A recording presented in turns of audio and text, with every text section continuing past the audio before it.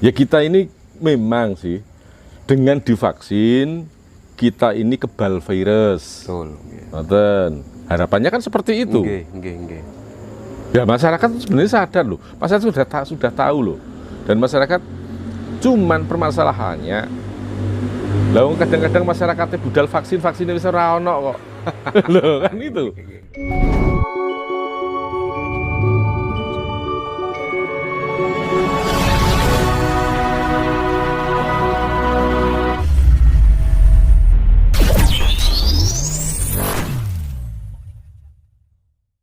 Sebagainya, ini adalah suatu lompatan yang mungkin nanti akan muncul di pemikiran-pemikiran mereka. Saya optimis dengan munculnya Windu Sansaya ini orang akan bisa mandiri. Apakah nanti ke depan itu tidak memungkinkan Romo dengan adanya tenaga kerja yang sementara dirumahkan ini akan berganti dengan tenaga asing yang intinya itu mencari orang yang lebih profesional atau bagaimana Romo? Hal itu adalah rahasia daripada tata negara. Semoga saja yang dipercaya oleh rakyat, para petinggi-petinggi yang berdirinya karena suara rakyat, entah itu Pak Gubernurnya, entah itu Pak Bupatinya, entah itu Pak DPR-nya, kita berharap semoga mereka pun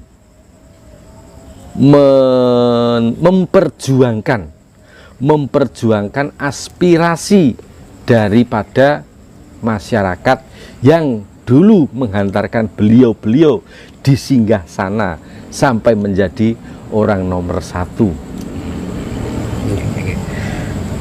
Kalau kita melihat tentang program vaksinasi dari pemerintah Romo, bahwa sekarang ini kan lagi rame-ramenya kita ini diwajibkan untuk ikut vaksinasi. Seperti di beberapa daerah di Jakarta itu kan masuk mall itu diwajibkan menggunakan surat vaksin.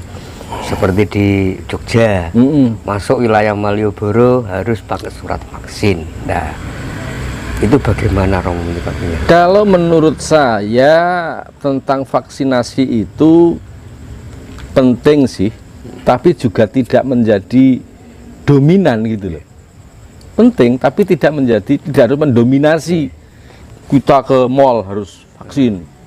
Apa hubungannya, gitu kan ya? Ya kita ini memang sih dengan divaksin kita ini kebal virus. Betul. Harapannya kan seperti itu. Ya masyarakat sebenarnya sadar loh. Masyarakat sudah tahu loh.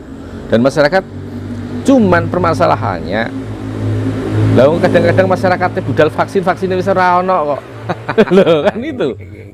Jadi bicara tentang aturan-aturan seperti itu, ya kalau tidak boleh masuk mall nggak usah vaksin ya blonjo nih di pasar tradisional. Menghidupilah orang di lingkungan kamu, belanjalah di tetangga kamu agar ekonomi ini tidak keluar kemana-mana. Betul. Dan udah ngapain kita bingung-bingung vaksin? Kalau ada vaksin ya monggo vaksin, dan jika tidak ada ya ngapain kok ngoyo-ngoyo gitu. Jadi intinya seperti vaksin itu bukan jaminan gitu Romo. Ya enggak, wong manusia hidup dan mati itu ditentukan oleh Tuhan kok. Apakah kalau sudah vaksin tidak mati? Sekarang meskipun sudah pernah vaksin tapi masih kena kok. Banyak yang masih ada yang meninggal Romo. Saya percaya itu. Saya percaya tentang setelah vaksin itu tubuh akan kebal virus, tapi tidak akan terhindar dari kematian. Betul. Tidak akan terhindar dari sakit. Nek wis sakit ya loro, itu tetap itu. Terus ini Romo, barusan kami ini dapat informasi dari teman yang ada di Blora.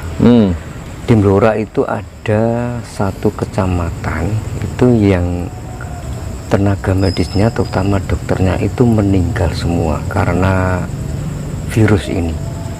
Nah ini menurut pandangan Romo Edi secara mata batin itu memang karena virus itu atau memang ada faktor lain Romo yang intinya itu tidak bisa dilihat dengan kasat mata.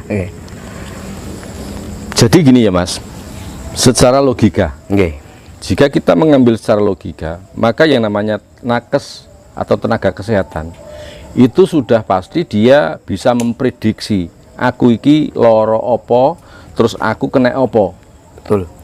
Namun dibalik medis, dibalik logika, ini ada kuasa Allah yang tidak tampak, hal gaib yang tersembunyi di setiap kejadian. Ya mungkin hanya suatu petunjuk bahwasanya sadarlah wahai manusia bahwasanya orang yang katanya akan menjadi dewa penolongmu itu loh, nyatanya tidak bisa menolong dirinya sendiri, gitu loh. Betul. Lantas kemana kita harus minta petunjuk, minta pertolongan?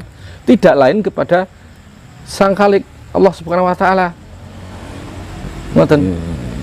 Lho, wong nyatane sing dijaga-jagane iso nyelametne awake dhewe, nyatane ya ora iso nyelametne awake dhewe gitu kok. Orang yang diharapkan untuk menyelamatkan umat, untuk menyelamatkan orang lain, nyatanya tidak bisa menyelamatkan dirinya sendiri. Banyak yang meninggal. Nah, artinya apa? Artinya ya kita ini jangan ditunjukkan dengan sesuatu yang nyata. Manusia, lihatlah itu yang kamu bangga-banggakan, nyatanya dia tidak bisa menolong dirinya sendiri. Nah, lantas kemana kita harus minta pertolongan? Allah, gitu. Jadi Gusti Allah ini dudune menunjukkan kepada kita, hanya kadang-kadang ya kita ini tertindas dengan keadaan dan aturan kepentingan, Mas.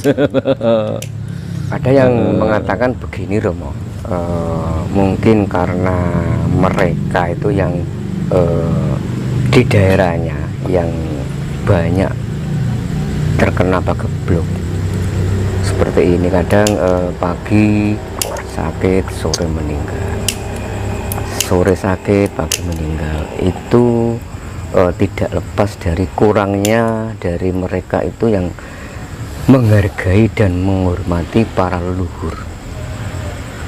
Apakah seperti itu Romo? Bagaimana? Jadi ada yang menyampaikan seperti penjenengan ungkapkan tadi, mengapa pagebluk ini menjadi luar biasa, dan ini juga pernah terjadi pada masa itu. Satu adalah kurang keimanannya, tipis rasa percayanya bahwasanya Allah itu menciptakan dua alam, antara alam nyata dan alam gaib. Nah, alam gaib yang dihuni oleh para penguasa gaib ini tidak pernah dihargai.